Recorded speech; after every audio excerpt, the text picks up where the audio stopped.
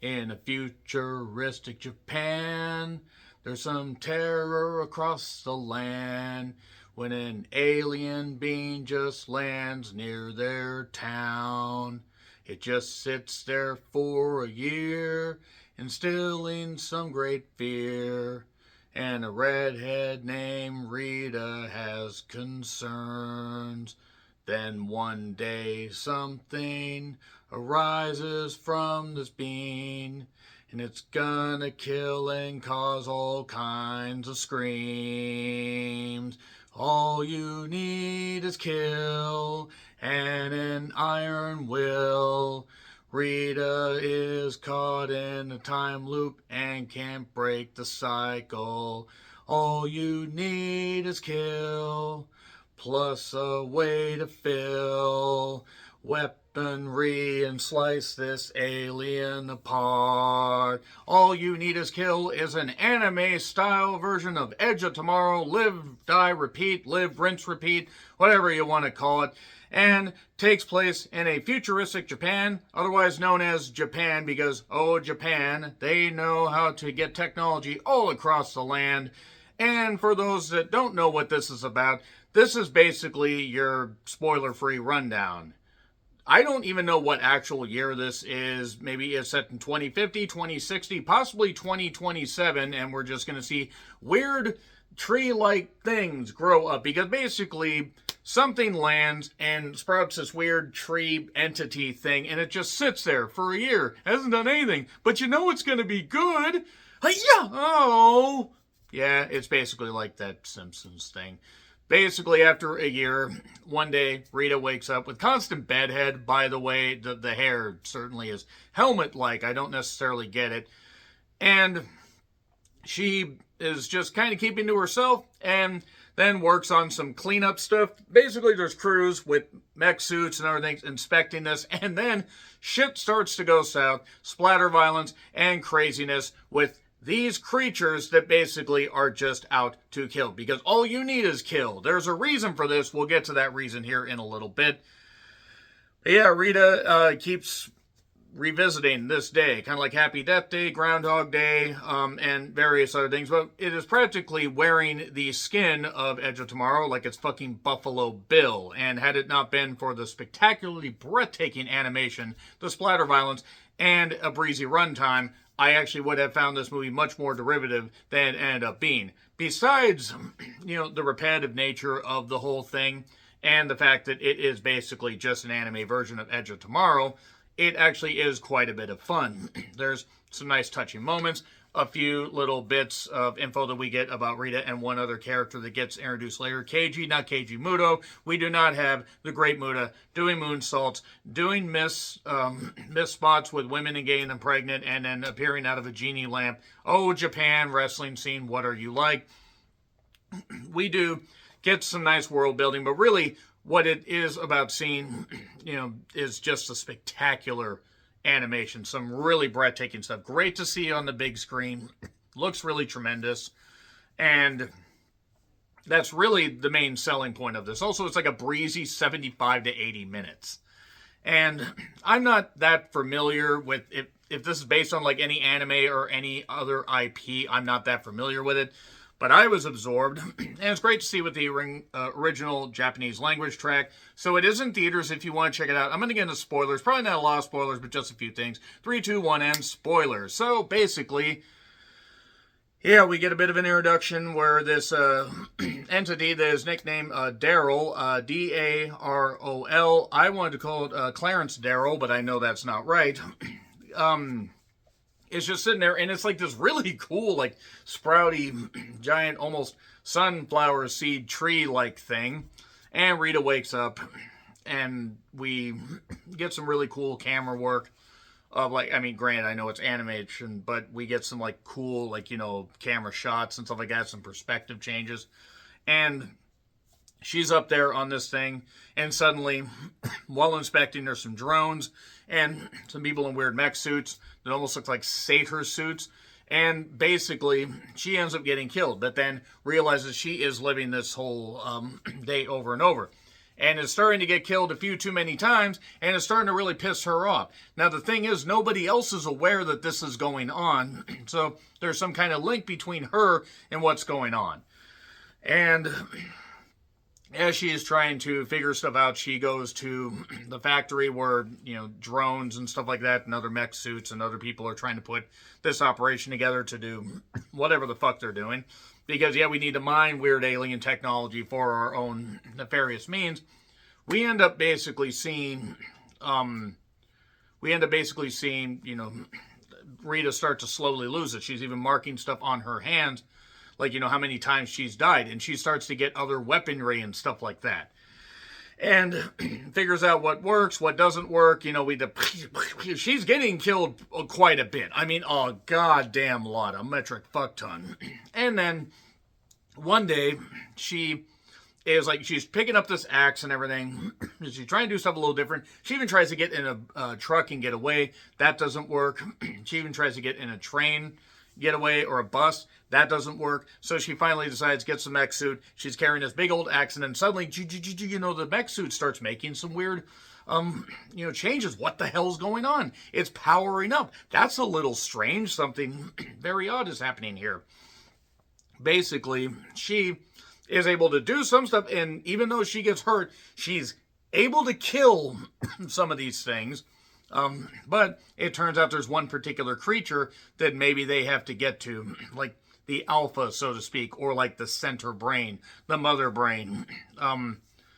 I guess. I mean, we don't have Sam. We're not getting a Metroid movie at any point, are we? That would actually be really cool to see, anime style. I'd love to see a Metroid movie. But nevertheless, she is curious why suddenly, something changes a little bit. I mean, even though she's repeating the same day, she's making improvements. She's doing well, and then she notices suddenly there's somebody that wasn't there before. And it's this weird boy that runs away from her, or possibly a teen, possibly an early 20-something. I'm not sure what school they're supposed to be in. And she ends up chasing this kid, and it turns out he is also going through the same shit and has been seeing her and even using the drones. This one like floating drone, and also these other bots that are yellow that have their mouth open up or their front open up where they can drill stuff.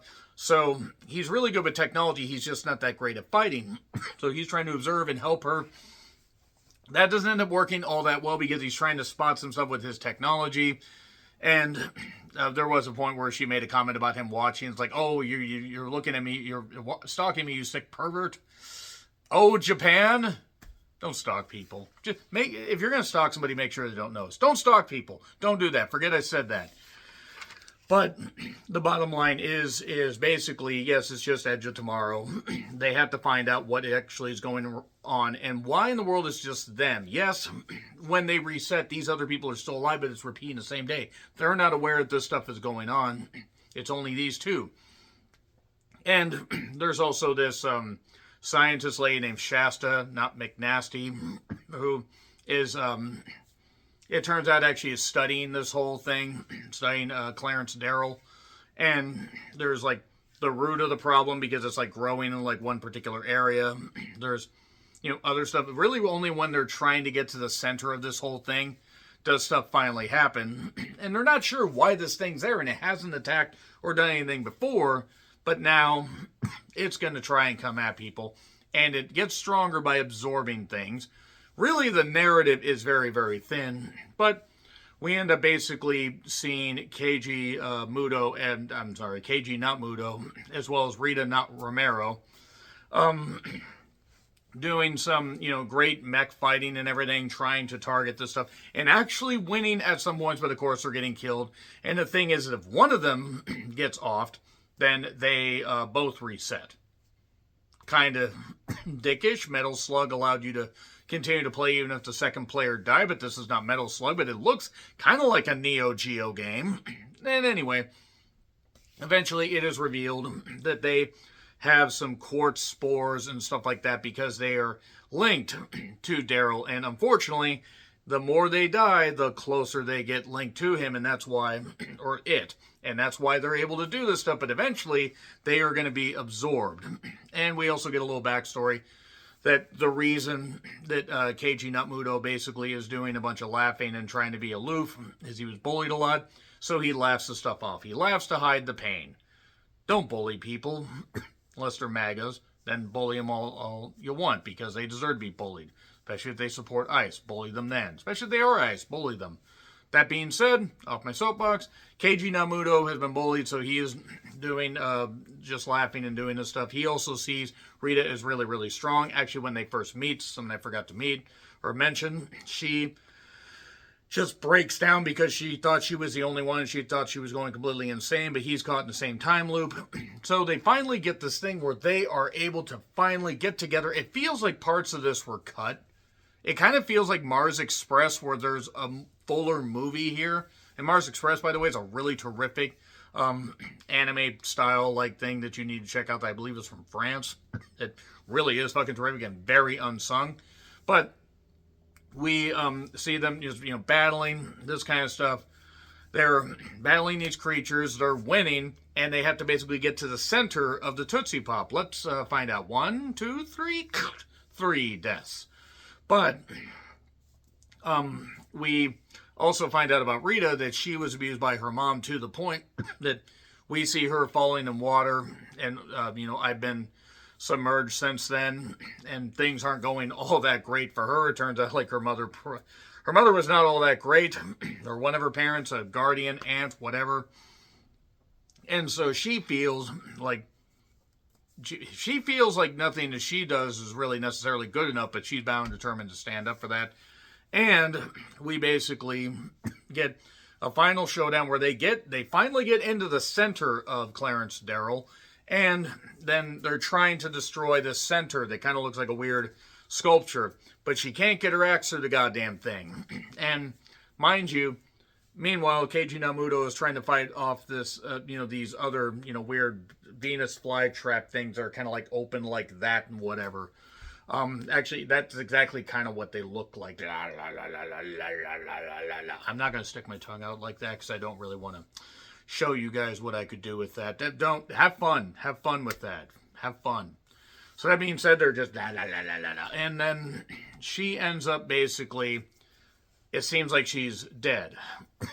She's not dead. She was just knocked out because she was revisiting the day. Oh my God, they broke the cycle. Nope, she got woken up out of a nightmare because of her bodies in her room and all kinds of crazy violence. We've all been there. We've all had bodies piled up in our room and not understood how they got there, right? Guys, just not me. Can't talk about that.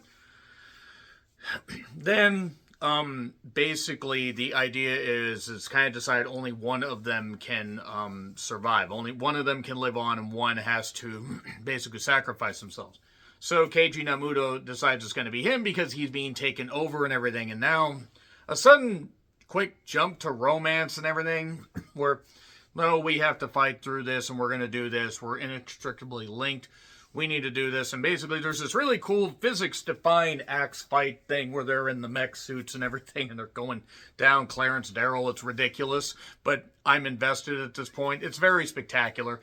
And we end up basically seeing this, we end up basically getting an emotional thing at the end where she is able to, basically she has to axe Keiji Natmudo in the neck. So that's it. That's it. She was able to break the cycle finally. But she unfortunately killed Keiji Natmudo. And my God, it's so terrible. She's happy that the day is now going to go on because suddenly Clarence Darol is vanishing. All the stuff that was taken over, because now by this point, this entire thing has decided to branch and is destroying a lot of the countryside and destroying a lot of the city. But now Clarence Darol has faded away and is obsolete. And Rita is happy, but she's sad that Keiji Natmudo is there until she sees him suddenly open the door. He doesn't remember her, but she is going to be able to still maybe bring him up to speed and stuff like that. They're going to have a friendship while she remembers that she relived all these fucked up days. And that's it. And okay, there you go. Maybe he'll remember just a little sliver, and then it'll all come back, and then they'll both be haunted by all their trauma. So, no, not perfect. It does have some issues, the derivative nature of the story and the fact that it is Edge of Tomorrow, Live, Die, Repeat. rinse, lather, repeat, and whatever, basically it's wearing the Buffalo Bill skin style thing. But that being said, A- for the entertainment and the animation. Very good stuff as far as that, even with the issues. So let me know your thoughts in the comments. Like, share, subscribe, Twitter, Letterboxd, Blue Sky handles in the description. I'm John Redland, and until we revisit futuristic Japan, otherwise known as Japan again, happy trails to you.